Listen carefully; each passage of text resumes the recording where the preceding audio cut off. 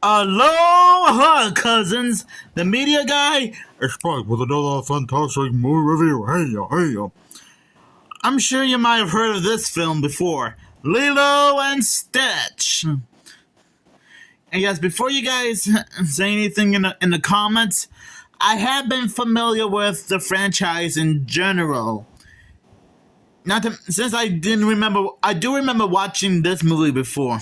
I also knew that it spawned 3 sequels, an animated series on Disney Channel, 2 spin-off TV shows that aired in China and Japan, Stitch making a brief cameo at the end of Lion King 1.5, and the characters from this movie appearing in Disney's Once Upon a Studio short film 2 years ago.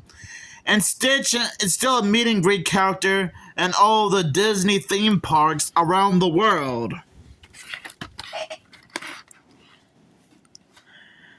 Out of this world storytelling, stunning Disney animation, and wild and irresistible characters are at the heart of Disney's hilarious new animated adventure. This worldwide box office sensation is a heartwarming comedy about the power of loyalty, friendship, and finding your place in the world. On the lush and tropical Hawaiian Islands, an independent little girl named Lilo adopts what she thinks is an innocent puppy, it obviously means this guy. Completely unaware that he's a mischievous creature who escapes from a faraway planet, Stitch takes Hawaii by storm, wreaking havoc and hanging 10 while he invades the alien boundary hunters, mainly Jumbo and Pleakley, are bent on recapturing him. Oh boy. And you can already tell that all sorts of shenanigans will happen. It's an action-packed comedy the whole family will enjoy over and over again. And trust me, it certainly is. I honestly find this movie to be pretty enjoyable. It does have a lot of iconic characters, because, let's face it, who can forget them? The animation is spot on perfect, has a great story to tell. It also blends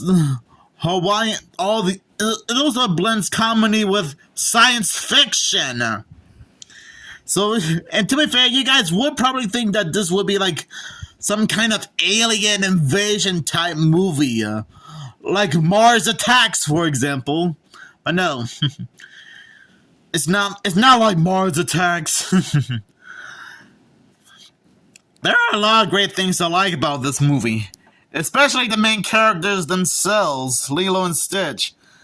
I mean, that's what the title of the movie says here. Yeah. This movie can be heartwarming and funny, but it can also get a little bit dramatic. And even before Stitch arrived on Earth, let's just say Nani and Lilo's family has gone through some rough spots. Let's just say that Lilo and Nani's parents got into a terrible car accident during a rainy night. And, well, Nani was the only one who was left to take care of Lilo, since she's the only family Lilo's got left. Although, come to think of it, now that I'm realizing it, I'm not sure if the entire franchise in general has ever explored the rest of Lilo and Nani's family. I mean, we don't know if they had any aunts, uncles, cousins, or grandparents or whatnot. Because I don't think the rest of the family were ever mentioned or explained throughout the entire franchise when you think about it. Or maybe they were and I just don't remember it. So I'm sensing a little plot hole here. Not a big deal. I gotta admit, there are some things to like about this movie. Like when Lilo first meets Stitch, she thought that he was like some kind of dog. I guess he almost resembles a dog, but not completely so. I can understand how that could be a little bit confusing. I do like how it's taking place in Hawaii, and how the background looks like water paintings. Because I'm guessing the filmmakers wanted to pay respect to Hawaii in general, mainly its beautiful scenery. Now, I've never actually been to Hawaii in my life, but I'm guessing if I did, it probably would have been a cool place to hang out at. The tropical seaside, the scenery, and what the culture is like.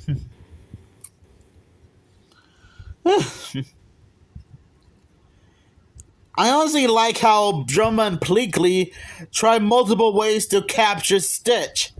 So they're kind of like the alien version of the Three Stooges, except the one member's short.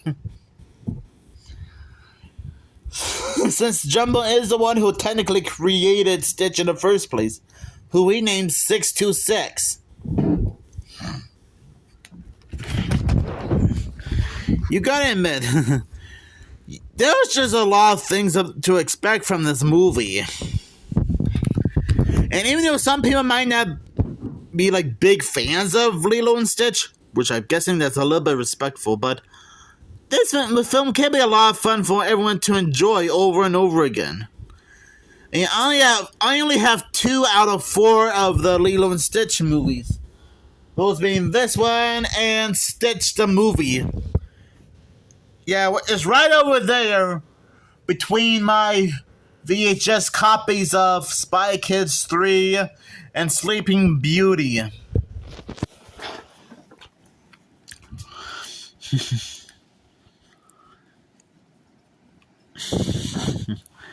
I honestly think that this is a great movie.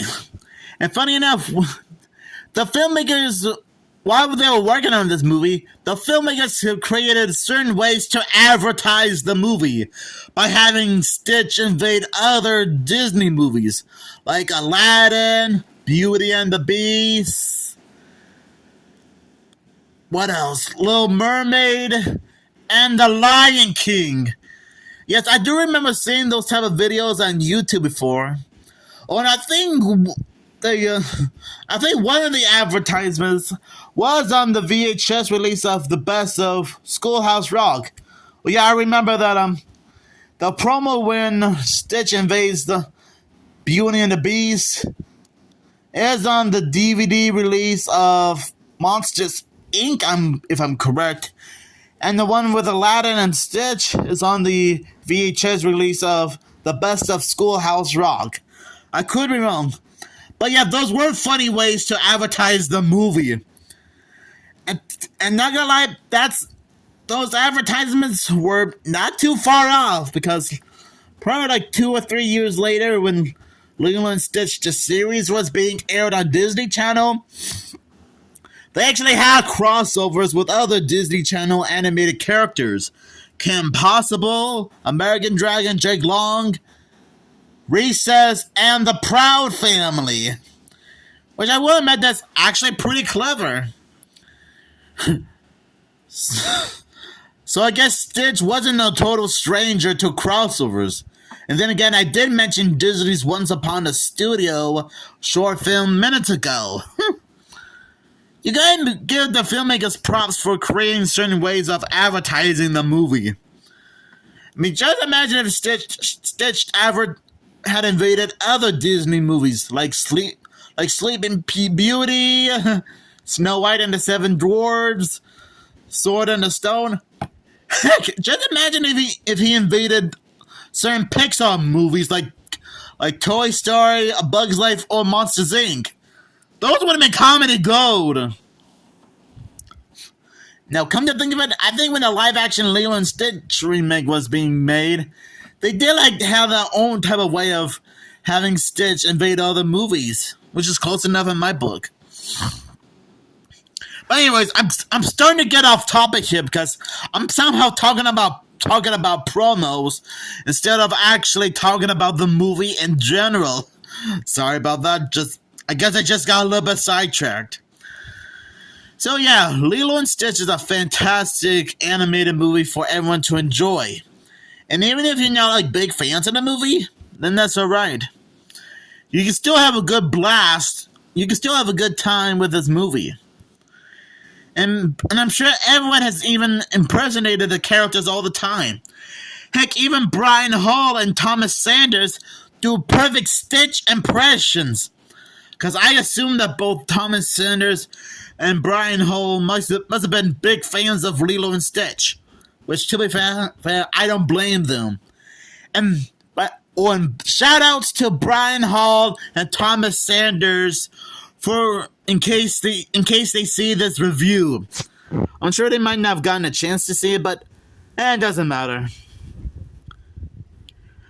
Now, if I ever get a chance to meet Thomas Sanders and Brian Hall in person, I might ask them what it was like to do their own impression of Stitch from the movie. And maybe I would ask them if they would impersonate some of the other characters. And I think Breezy Voices even does a fantastic job of doing her own impression of Nani and Lilo, if I'm correct. And shoutouts to her if she sees this. So I'll give this movie 5 Hawaiian Islands out of 5. Because that's how great Lilo and Stitch is. So thank you guys for watching, and who knows, maybe I might do a second look on this movie at some point in the future. Like one of those revisit editions. That depends on whatever I'm doing right now. So have a great day, and aloha, cousins. I guess just to be clear, aloha does mean hello and goodbye. But you guys probably knew that.